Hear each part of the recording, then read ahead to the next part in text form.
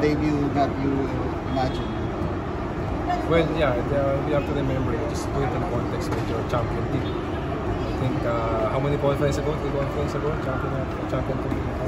So that's the level of competition na meron sa PBA. And after that blazing start nung first, yun yung testament. You need to start strong, finish stronger, and you have to sustain. Yung kabila kasi nag-adjust din. So in a way, hindi kami naka-adjust. We lost by 1 possession. Yung 1 possession na yun, pwede sa dulo, pwede sa gitna. We don't know, pwede early on. So we acknowledge that we are one of the tallest, biggest teams dito. And for sure, magkakaroon ng malaking target sa mga likod namin. And we have to find a way on how to, kasi magiging ano tong game na to, magiging precedent.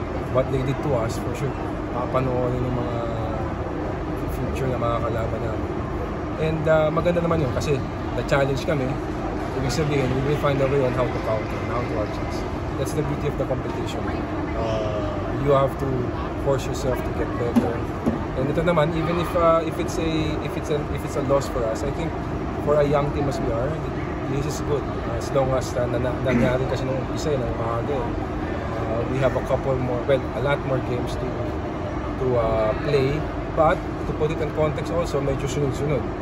So itong 6 days na to, we're playing 3 games, and I think after the Holy Week, 5 games naman, kalahati na yun.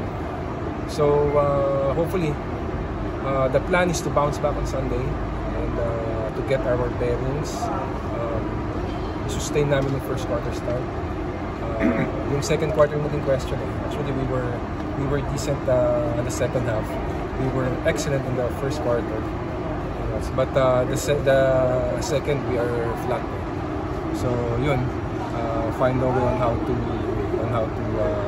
put an antidote to that. And of course, kumbaga, 4 yata o 5 yung, not an excuse, 4 o 5 yung, well, 4 I think, yung mga bago dito sa amin. So that's a factor also. And we lost one of our gunners. Hopefully yung timeline niya medyo umiksi. Hopefully umiksi yung timeline niya. And yeah, yung walang isang tao na makakapalit dun eh. It's a team effort para ma-feel yung shoes na nagpakit ni Jordan. Hopefully lang umiksi yung timeline niya, maging soon yung balik. But all in all, it's quite a good start for us. Hindi lang namin nakuha yung game, but we see how great we can be, how good we can be, and we choose to dwell on that, yung strong start namin. We will choose to dwell on that, learn from the mistakes, especially in the second quarter, and then carry it over against Phoenix on Sunday, and then the games after that. Coach, yung kay Jordan, yung playoffs yun, no? Yung injury yung sa Rain or Shine. Diba, parang nag-hobble na siya nung game 3 eh. Nagpapalabas na siya nun. So, it's a bad case of spasm. On and off.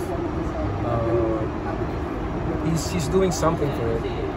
Yung timeline lang, pwedeng medyo day to day. Yeah, so, ayaw namin na baka mabigla or whatever. So, we were on the safe side. Kasi at the end of the day, we want him healthy, especially with some late in the season. So, if we do make the playoffs, gusto namin na ito siya fresh.